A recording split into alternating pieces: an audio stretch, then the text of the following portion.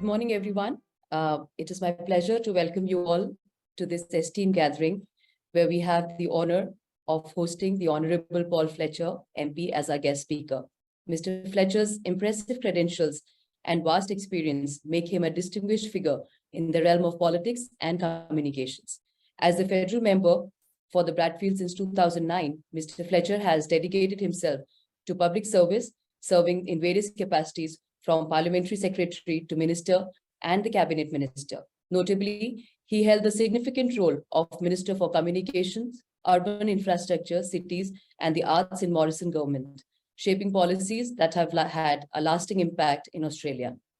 Presently, Mr. Fletcher serves as the federal member for Bradfield, manager of opposition business in the House, and the Shadow Minister for Government Services and the Digital Economy, as well as the Shadow Minister for Science and the Arts, showcasing his diverse knowledge across multiple sectors. His extensive private sector experience, including 8 years on the senior management team at Optus, further enhances his understanding of the intricate dynamics between government, industries, and societies. Today, we are fortunate to have Mr. Fletcher here to share his invaluable expertise and experiences on the impact of changes in competition laws and Australia's news media bargaining code in the region. Our discussion will delve into topics such as improvement in the deals for news publishers, the impact on newsrooms, and the lessons that can be applied to India as well. Furthermore, I would like to extend a warm welcome to DNPA members, DNPA Chairman, Mr. Tanmay Maheshwari, MD Amar Ujala, Vice Chairperson, Ms. Mariam Matthew, CEO Manorama Online, and DNPA Treasurer, Mr. Puneet Jain, CEO HT Media. Lastly, I'll extend a warm welcome to all our distinguished guests present here today. Mr. Dhanendra Kumar, former Chairman of Competition Commission of India, and other industry professionals, bureaucrats, academics, and enthusiasts whose diverse perspective will enrich our discussion. We encourage your active engagement throughout this session, and we would be happy to take questions towards the end of this session when we'll open for Q&A. Thank you once again. Over to you, Mr. Paul Fletcher. Thank you. Well, thank you very much, Sujata. It's great to once again be engaging with the Digital News Publishers Association. I certainly very much enjoyed the opportunity to visit Delhi for a couple of days in January of this year. So what I wanted to talk about in terms of the News Media Bargaining Code is, first of all, what has been the impact on Australian publishers in the media sector? Secondly, how we got there, so a bit of history and background and what some of the key success factors were. Thirdly, just to drill down a little bit into how the Australian legislation works.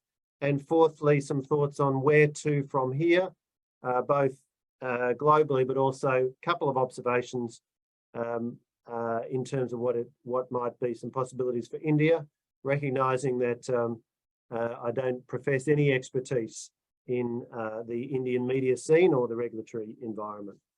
But let's start with what the impact of for publishers and the media has been of establishing in Australia the News Media Bargaining Code.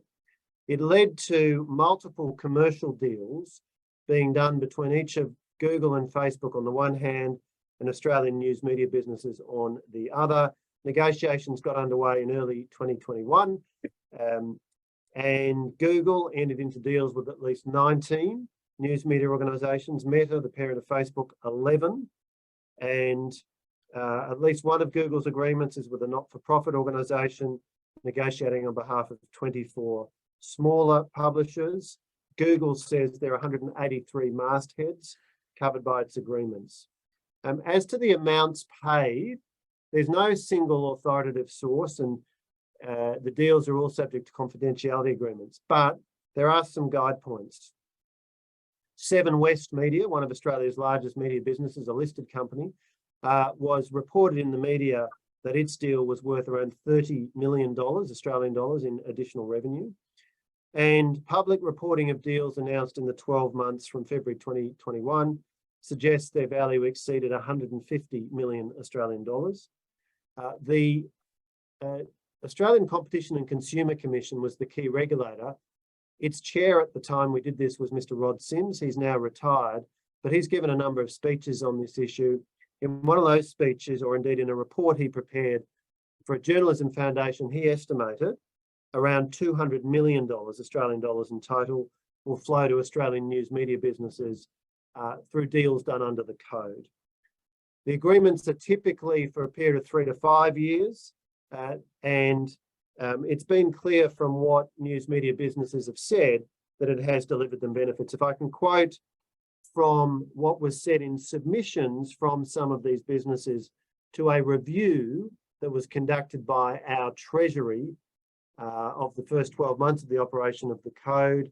Nine Entertainment, one of our biggest news media businesses, owner of, amongst others, Sydney Morning Herald and the Melbourne Age, as well as the Australian Financial Review. Nine Entertainment had this to say: without the ACCC and Treasury's groundbreaking findings and the introduction of world first legislation, Nine does not believe that many, if any, commercial agreements between the digital platforms and Australian media companies would have been made. Guardian Australia submitted that, quotes, the impact has been to bring about positive and meaningful licensing negotiations between platforms and publishers for the first time in many years. Now, some of the things that have been disclosed by news media businesses as to what they're doing. First of all, our national broadcaster, one of our two national broadcasters, Australian Broadcasting Corporation, that's to say national in the sense of government owned, the Australian Broadcasting Corporation announced that with the proceeds of the deals it had entered into, it would hire more than 50 extra journalists in regional and remote Australia. That's to say outside our big cities. And when I say big cities, I mean big by Australian standards, not Indian standards. In early 2022, News Corporation announced that it was joining with Google to establish a digital news academy at Melbourne Business School to provide digital skills training for Australian journalists. The Australian Financial Review announced that it would hire an additional 18 journalists. The Sydney Morning Herald and The Age have been hiring trainees. Guardian Australia says that following its deals with Facebook and Google, its newsroom has grown by over 40 journalists. And it says not all of those roles were a direct result of the funding from the deals, but that funding gave extra financial security, in turn giving the management team confidence to bring forward investments that otherwise would have been made in subsequent years. So that's, first of all, a sense of some of the impact on publishers and media. And when we get to Q&A, happy to respond to more detailed questions on those or any other issues. Secondly, how did we get to this point? What was the history and what were some of the key success factors? So if I turn to the history, it goes back to a decision taken in 2017. Our then Treasurer, subsequently Prime Minister Scott Morrison, who was responsible at the time for competition policy and for the Australian Competition and Consumer Commission, our competition regulator, announced that he would direct the ACCC, the Australian Competition and Consumer Commission, to conduct what was called the Digital Platforms Inquiry.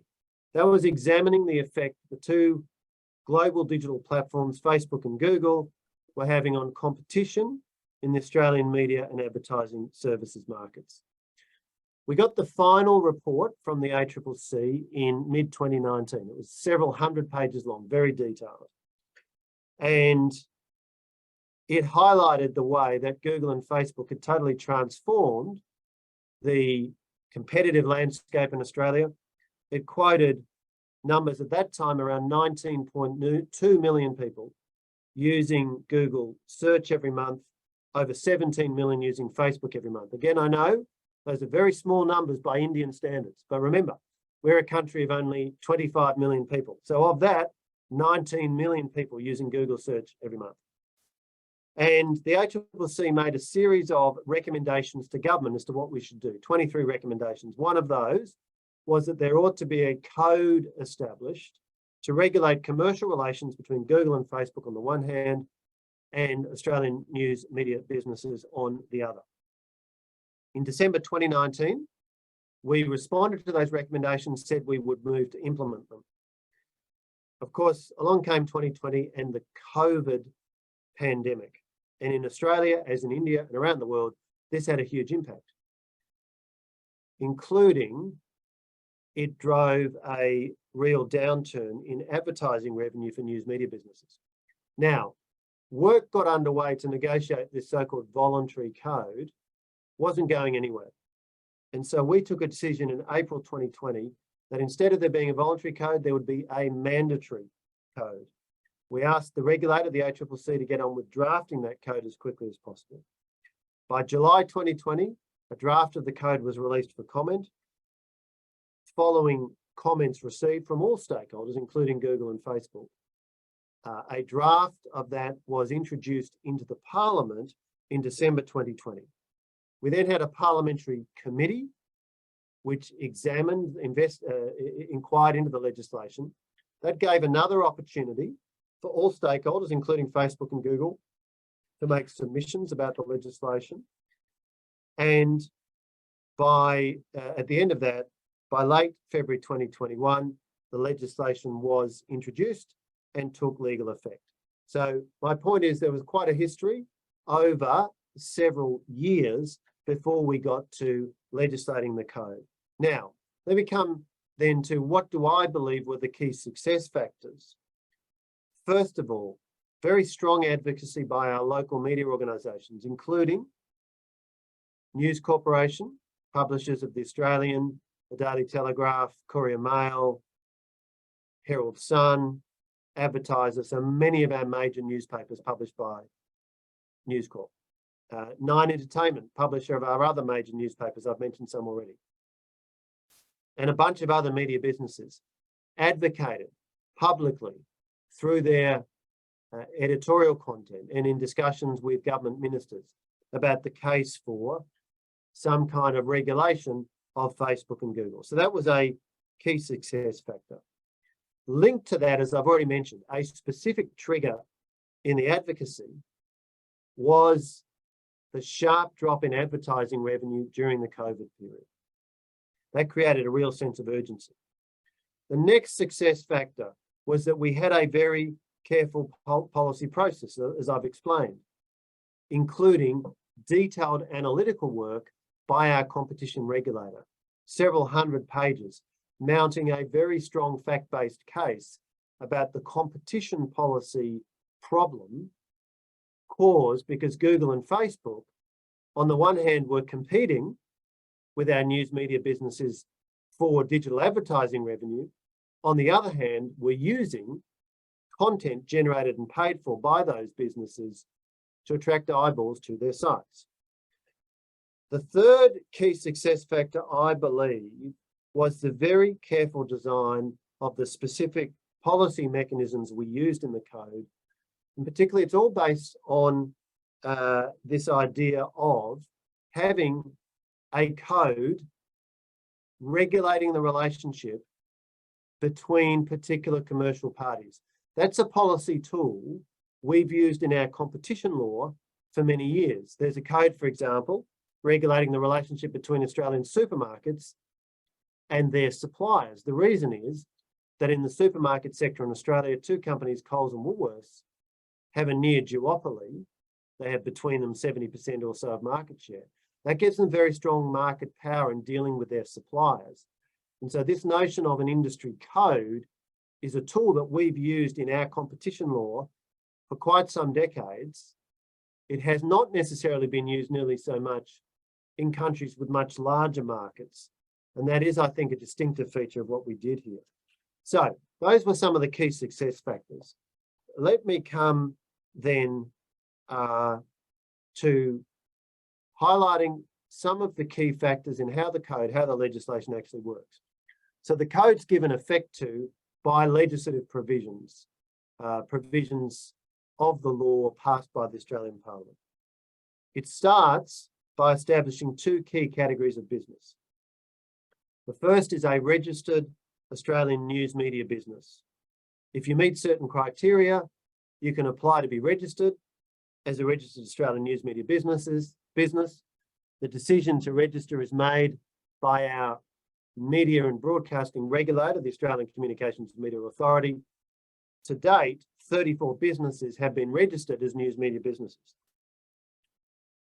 Once you've got the status of being a registered news media business, you can choose to initiate a bargaining process under the code, and I'll come back to that. So category number 1, registered Australian news media business. Category number 2, very important, designated digital platform. The idea is that companies like Google and Facebook can be given the status of designated digital platform. What that then means is if you've got a registered Australian news media business and it commences a negotiation process with a designated digital platform, if that negotiation process does not produce a satisfactory outcome, then under the code, there are several steps that need to occur, including mediation. But ultimately, a registered news media business can initiate a compulsory arbitration. A third-party arbitrator appointed from a panel of credible arbitrators will be appointed, and it will then come in and arbitrate, set the commercial terms, and those will be legally binding under Australian law. So that is quite a big stick. I want to now make this point. It's an important point. There have been a lot of commercial deals done. There have been a lot of businesses registered as Australian news media businesses. So far, neither Google nor Facebook have been designated under the code. And a key reason for that is that the Acts or the code sets out a bunch of criteria to apply in determining whether to designate a business as a designated digital platform. One of the criteria is whether there's a significant bargaining power imbalance between that platform and Australian news media businesses. That would be ticked pretty easily. Another is whether the platform has entered into agreements with Australian news businesses. In short, it's all set up to give the platforms a very strong commercial incentive to enter into a commercial deal with an Australian news media business. Once that business initiates a bargaining process, and our reason for that is that we think commercial deals are much more likely to be quick and effective. They're more likely to get to a reasonable number. We don't want Australian government officials setting pricing. We'd like price discussions to happen between two teams of experienced commercial executives. We very clearly, therefore, drafted the legislation so that it said to Facebook and Google and anybody else who's has the potential to be designated, if you do commercial deals, you can effectively de-risk against the prospect of being designated. Conversely, if you wait to get designated, then you could be stuck with a deal that you're very uncomfortable with, but it will have legal effect. It'll be legally binding. Now, as I mentioned, we believe that encouraging commercial deals negotiated by well-informed executives from both sides is much more likely to deliver outcomes that are commercially useful to both sides. And that has been the feedback I've heard from both sides. Certainly commercially useful to news media businesses, but also commercially useful to the digital platforms. Better ways of using and monetizing content that's been generated and paid for by Australian news media businesses. Okay, so I've talked about the impact of the code on publishers and the media. I've talked about how we got to this point, what the history was, and what I believe some of the key success factors were. I've talked a bit about how the legislation works, the status of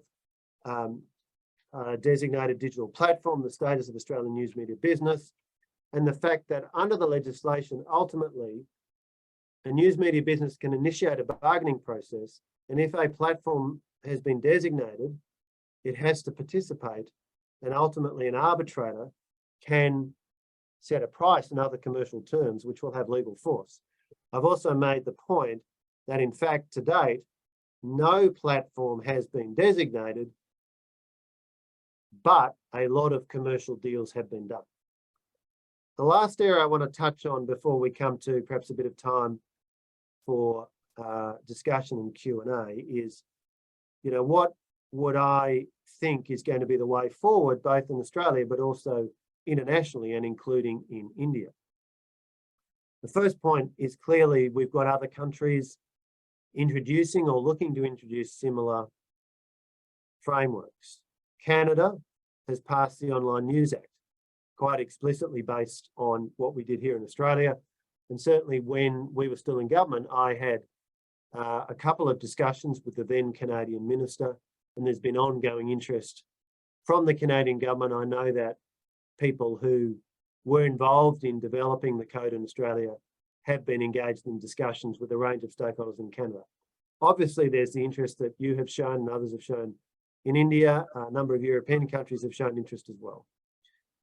The second thing I'd say about the way forward is that here in Australia, the deals that have been done are typically either 3 years or 5 years in duration. Now, for the 3-year deals, many of them entered into by mid-2021. Within 12 months or less, we're going to be at a point where those deals have to be renegotiated. And so that'll be an interesting test case of, I guess, the longevity of these arrangements. It'll also be a test case of whether the current government, bearing in mind there's been a change of government since we put this in place. We now have the Labor Party in government. Previously, it was the Liberal and National Coalition, of which I was part. Previously, we had Prime Minister Scott Morrison. Now we have Prime Minister Anthony Albanese. The question will be whether the current Labor government will show the same resolute approach as we did, including in making it clear that if the competition regulator decides to designate these giant digital platforms, these giant global companies, that will have, the government's support. I can't predict how that will play out, although I think it's more likely than not that the current Australian government will maintain the position we took. The third thing I'd point to in terms of the way forward is an issue that's got quite a lot of momentum in the last couple of months, and that is the question of artificial intelligence and the extent to which ChatGPT or other large language models, when they're asked questions and generate answers, are they using answers drawn on content that's been found on the internet, including content generated and paid for by news media businesses? The answer to that question appears to be yes, they are using such content. And that pretty squarely raises the question, well, if that is so, should that also come within the scope of the News Media Bargaining Code? That is an argument that News Corp has been making in Australia. And it's also an argument that Rod Sims has been making. I mentioned previously, he was chair of the ACCC when this legislation was developed. And he's been publicly arguing that the framework that we developed could be and should be extended to deal with the use of content that is ingested into these large language models and then becomes part of the answer that they provide. The last thing I might touch on when it comes to next steps is just 2 or 3 observations on the situation in India to the extent that I understand it. And I'd repeat the cautionary note that I expressed when I had the privilege of being in Delhi in January, where I said, I wasn't there to tell the Indian government or indeed participants in India's economy, including, of course, publishers, but also many others. I wasn't there then, and I'm not here now to tell you what to do. So I do want to be very cautious here. But I would observe that in the approach that the Australian government took, having a trigger for action was important. And as I mentioned, a particular trigger was COVID and the fact that advertising revenues were dropping very sharply for news media businesses. And that was a real trigger in causing us to say, we will change from pursuing a voluntary code, we will now proceed with developing a mandatory code. I don't know whether there may be similar triggers that you could draw on. I wonder whether possibly the expansion of artificial intelligence is a possible trigger that you as a sector could use, but I only asked the question. The next factor I think will be very important is the global attitude of Facebook and, Meta as parent of Facebook and of Google or Alphabet. It was very clear in what happened in Australia that the decisions were not being made by local management, they were being made in California. And indeed, I participated in video conferences held between global chief executives of Google, so Sundar Pichai, of Facebook, Mark Zuckerberg, and indeed Microsoft, Satya Nadella. It didn't escape my notice, by the way, that 2 of the 3 chief executives of those global tech companies were Indian.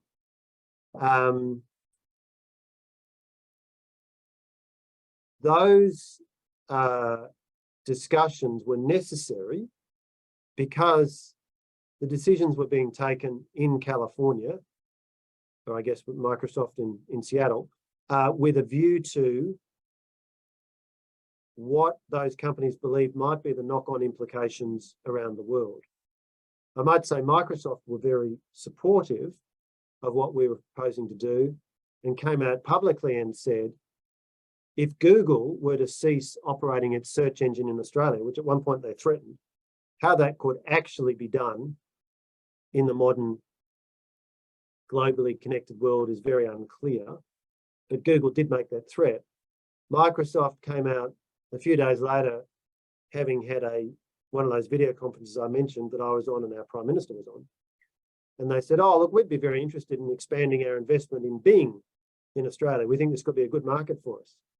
And that was the last we heard of Google's threats to exit this market.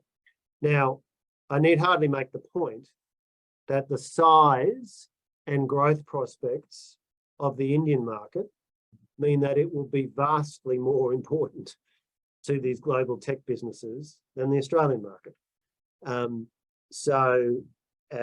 I can't predict what the bargaining dynamics will be, but what I can predict, I think, is that if this starts to get traction in India, it will get onto the desks of the global chief executives of these companies considerably more quickly than it took in Australia, where it seemed to take quite a few months before ultimately there was a recognition at the global decision-making level for these companies that, yes, the Australian government was serious about this and yes, we were going to legislate. The last observation I'd make, again, it's only a question, is that clearly the Australian government and the Indian government are very strongly committed to closer relations between the two countries for a whole host of both economic and national security reasons. That's a direction that our government pursued. The current Labor government is absolutely maintaining that direction and has our full support in doing that. I don't know the answer to this question, but it may be worth exploring whether some further study of the News Media Bargaining Code in Australia could be pursued through government-to-government connections between India and Australia. If you could open up that channel, it could allow an additional kind of element of advocacy into decision-making process within the Indian government. But I emphasise, I'm an opposition parliamentarian now, not a government parliamentarian. So how the Australian government would react to that, I'm simply speculating. I'm not speaking on behalf of the Australian government. I'm in no position to, but I do just raise that as a possible thought. So look, why don't I finish up there and then very happy to respond to any questions or comments. And I think I've got about 15 minutes before I need to get to what is unfortunately a hard stop for me on my next commitment. Thank you, Paul, for a very crisp and precise information sharing by you through you. And I'm sure we have most of us been pretty enriched and excited to hear from you. The first question we'll take from Mr. Dhanendra Kumar, ex-CCI chairman, Competition Commission of India. He's pretty involved in this whole exercise also. Mr. Dhanendra Kumar.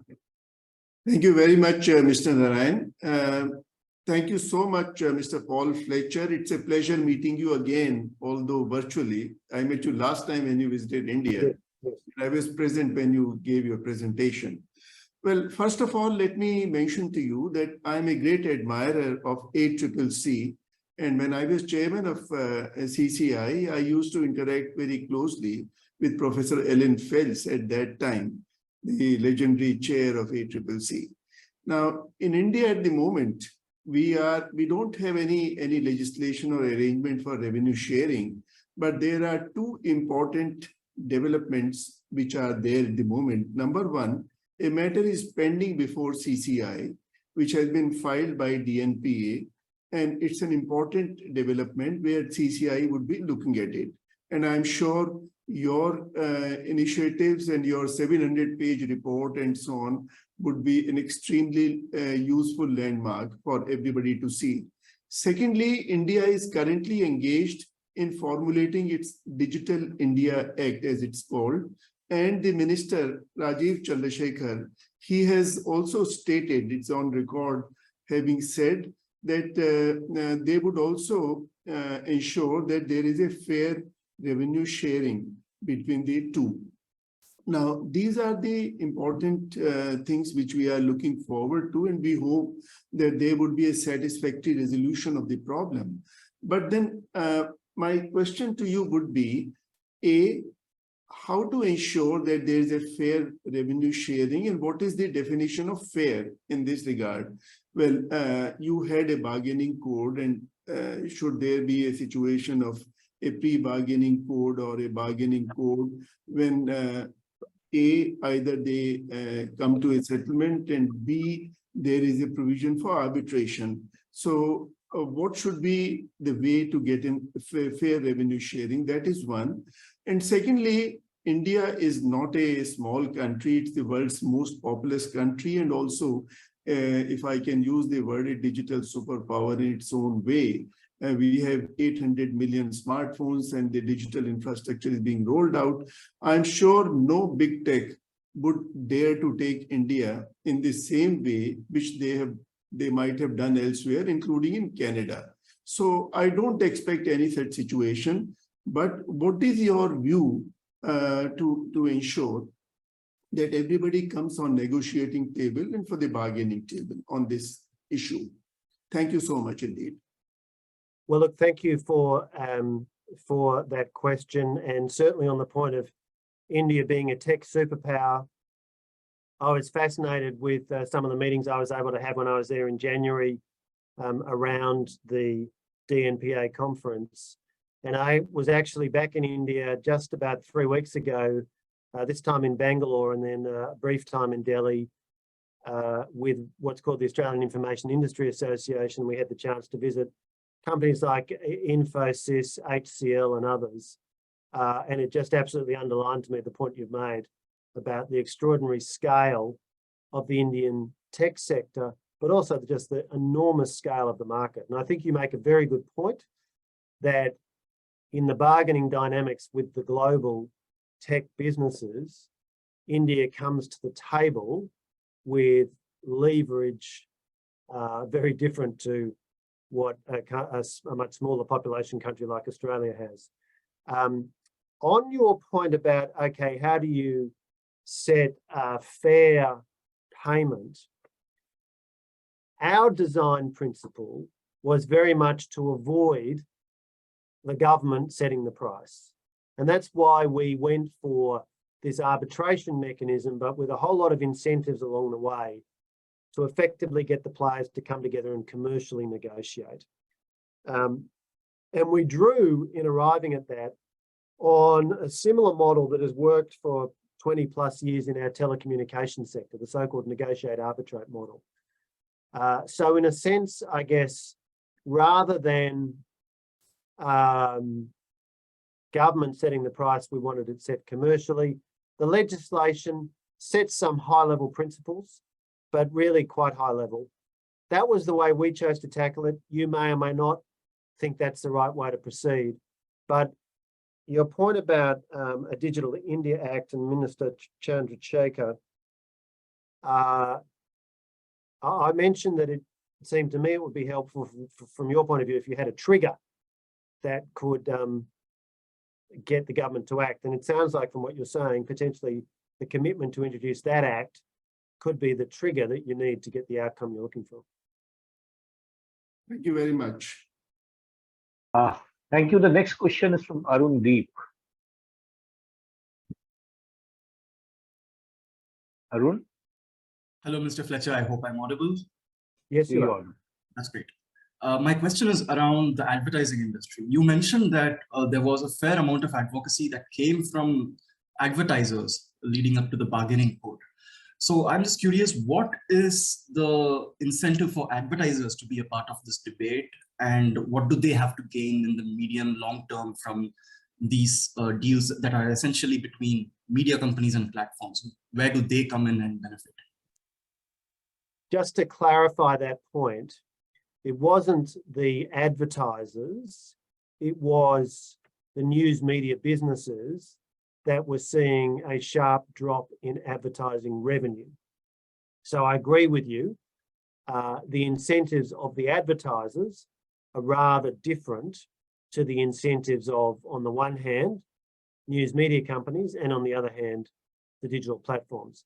I should add that the ACCC, in its 700-page or so report, went into quite some detail on the advertising market, the digital advertising market, and they've been doing continuing work on that over the last 2 to 3 years. So there's something of a policy agenda they're pursuing there.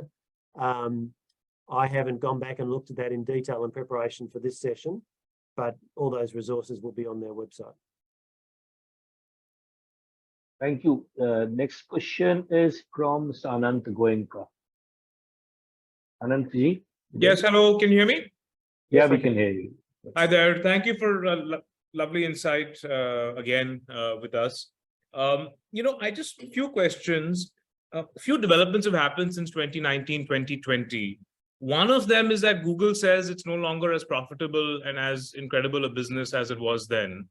For very many reasons, but they have publicly done layoffs, which they really wouldn't have done, and share price is back up a little bit now. But so is that something you think will be an argument that they may make in the CCI? They'll also say that now there may be news media and Google aren't the only two people involved in sharing the national advertising pie. In fact, there are a lot more now, and especially in big tech, it's no longer, they will argue, and I don't think it's true, but Google and Facebook will say it's no longer a monopoly or a duopoly between the two of us. And even in India, there are a lot of aggressive efforts by Jio now, by Amazon ads, and other smaller players to capture the digital advertising. So the news media bargaining code's main argument was, they've taken our cheese unfairly. But now I feel like in 2023, Google might say, look, we may have started it, but now we're competing just as much as news media was 30 years ago amongst themselves. But we are competing not with news media, but we're competing with big tech, with other tech.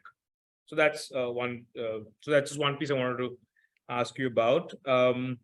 I also wanted to ask you about the relationship, and I understand this might not be a very kosher question, but the relationship between journalism and the Australian government when you guys were in power, because that's something which there's one thing about us as news organizations creating sort of a public, by putting stuff in editorials, etc. But we heard that there was a basic sympathy that the government had for news media, and they kind of wanted to support news media.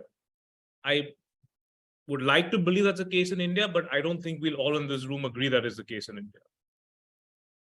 So on your first question, look, I've got. Sorry, I think is it just absolutely me, right. I think or am I not? Can anybody hear him? Or You're audible. okay. okay, I'm putting my video off then. Please go ahead, Can sir. you hear me now? Yeah, you can hear me now? Go ahead. Yeah, we Please. can hear you. Please proceed. Okay. Yeah. Okay, so on your first point, I think you're right. Google, Meta will undoubtedly argue that maybe they were more profitable a couple of years ago, but now they're not. I've got no doubt they'll argue that. I think that'll be a question for the political process, including potentially an analysis by your own competition regulator, for example. But will they argue that? I'm sure they will. On the second question, why would the Australian government have done what we did, given that from first principles, generally politicians get very frustrated with journalists? I have to say there were times when you'd open the newspaper and there'd be a particular article of the day attacking you or your government in fairly uncompromising terms, and you think, why are we working so hard to do this big favour for you? But the serious response is that clearly in a vigorous multi-party democracy, it is important to have a diverse, free media, including media which is supported by advertising revenue and cover price and so on. In other words, not government funded. And so our rationale for doing this was, number one, a competition policy rationale, but secondly, a media policy rationale. We wanted to sustain a diverse domestic media sector that would provide and continue to provide coverage of domestic affairs. As you know, Google and Facebook don't care in what the actual content is that they carry. They just want to attract eyeballs to their sites. Well, our public policy interest was in having a vigorous publishing sector, news publishing sector that could continue to fund and operate newspapers and digital media services. Thank you so much. Thank you. The time is very little. If anyone else is there, probably last question, or I will say, anyone else interested? All right. So I think thanks a ton, Mr. Paul, for joining us. DJ, I think so that, Pradeep, Yeah. wants to just. Yeah, please. Pradeep ji, you wanted to ask a question? Acha, you have to Sujata, unmute him. I'm unmuted. So, thanks, Mr. Fletcher. Like what we are seeing in Canada, like there's a very early thing, or kind of a tit for tat kind of approach, which we see it also sort in France. When France brought a law, Google said we'll stop showing the snippets, right? But then again, the court prevailed. Again, in Canada, they have said they will stop carrying news. But there was a good thing that the government, the lead tech telecom company said we will stop advertising in Meta. Ultimately, these are advertising businesses. Do you see this is one leverage which the governments will have, and if there is a tit for tat kind of a response, government going in that direction, telling its various constituents not to advertise to put further pressure? Do you see this happening, or it's just too early to really make any comments? Look, I don't want to comment specifically on the Canadian situation, other than to say it is not surprising that Meta and Google are trying everything they can to dissuade the government in Canada from maintaining and enforcing these changes. They tried everything they could in Australia, and they'd very successfully dissuaded governments in Germany, Spain, France, and a range of other countries. For some of the reasons I've talked about, we managed to get an outcome in Australia when many other governments had not. I don't think that threatening to withhold advertising revenue doesn't seem to me that's likely to be very effective, but I don't have any particular expertise there. What we certainly insisted on was that the lawfully elected government of Australia will legislate and we'll pass these laws and you need to comply with them. If you're going to do business in Australia, you've got to comply with our laws. Yes, we welcome Google and Facebook and the services they provide Australians, and many millions of Australians use those services every day. But if you do business in Australia, it's a sovereignty issue. You've got to comply with our laws.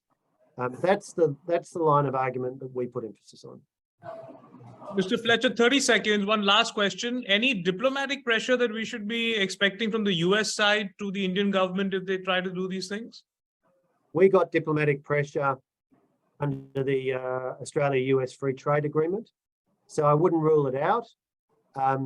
Something that really helped in reducing that pressure was that when Microsoft, as I mentioned, came out and said they thought what the Australian government was doing was good, it made it impossible for Google and Meta to be saying to the US administration, you know, there is a unanimous view in the US tech sector that this is very bad, because there wasn't. So that's the only observation I'd make there. Thank you. So, yeah, we can invite Chairman DNPA to give us vote of thanks, Tanmay, please. Yeah. So thank you, Mr. Paul Fletcher. I know that, we are out of time, so I'll quickly, wrap it up. A very insightful and interesting discussion today. A lot of relevant points have been highlighted. I think so. The highlight for me, at least, was the chat GPT part of it. A new animal in the room, and definitely, we have to look at it also, along with the Google and Facebook work. Thanks to all of you for taking out time and being a part of this conversation. Thank you. Thank you, Mr. Paul Fletcher, once again. Thank you very much. Thank you, Tanmay. It was great to meet you in Delhi in January, along with many of your colleagues, and I hope we can maintain the connection. Definitely. See you. Thanks a lot. Thank you. Thank you all. Thanks, Paul, for joining. Thanks all the guests. Thanks so much.